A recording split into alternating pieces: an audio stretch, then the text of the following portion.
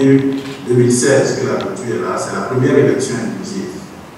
Une première élection qui offre une petite ouverture à un parti d'opposition, et c'est le moment de saluer les responsables du Parti des démocrates pour leur ténacité, leur résilience et leur détermination à pouvoir faire en sorte que le parti soit présent à ce rendez-vous qui ne fait que grandir notre démocratie. Et donc c'est la première élection qui offre une petite ouverture et qui permet à nos populations à la base de pouvoir faire ce qu'ils savent faire le mieux.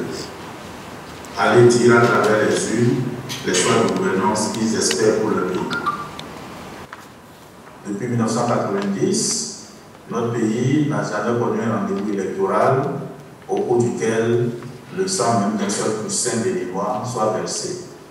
Malheureusement, depuis 2016, il n'y a eu aucun rendez-vous électoral sans que les Béninois innocents ne se couchent. Cette fois-ci, c'est le contraire.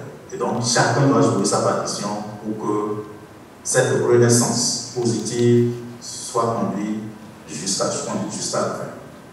Au chef de l'État, père de la nation, il revient de tout faire pour garder son positionnement actuel jusqu'à la fin du processus et qu'il accepte les résultats qui sortiront des urnes au soir du 8 janvier 2023.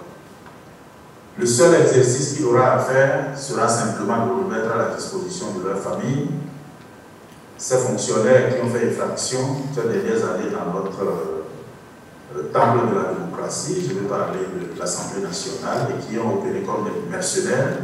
Le seul exercice difficile que le président Patrice Talon aura à faire, c'est de les mettre à la disposition de leurs parents et de prendre en main les vrais représentants que le peuple mettra à sa disposition. Notre combativité nous amène à dire que non seulement nous aurons les 10%, nous irons loin dans la majorité qui nous sera donnée le 8 janvier 2023.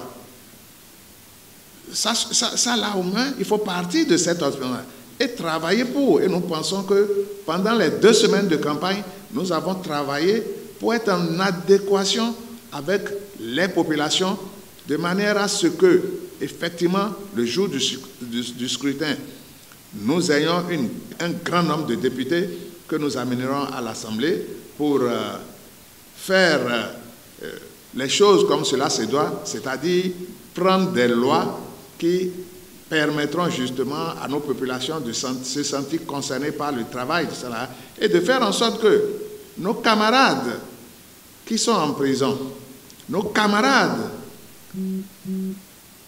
qui sont en exil puissent retrouver leur terre natale, puissent être libérés à travers la loi d'amnistie que nous allons proposer pour que chacun d'eux retourne dans son pays et contribue à l'œuvre donc de redressement national.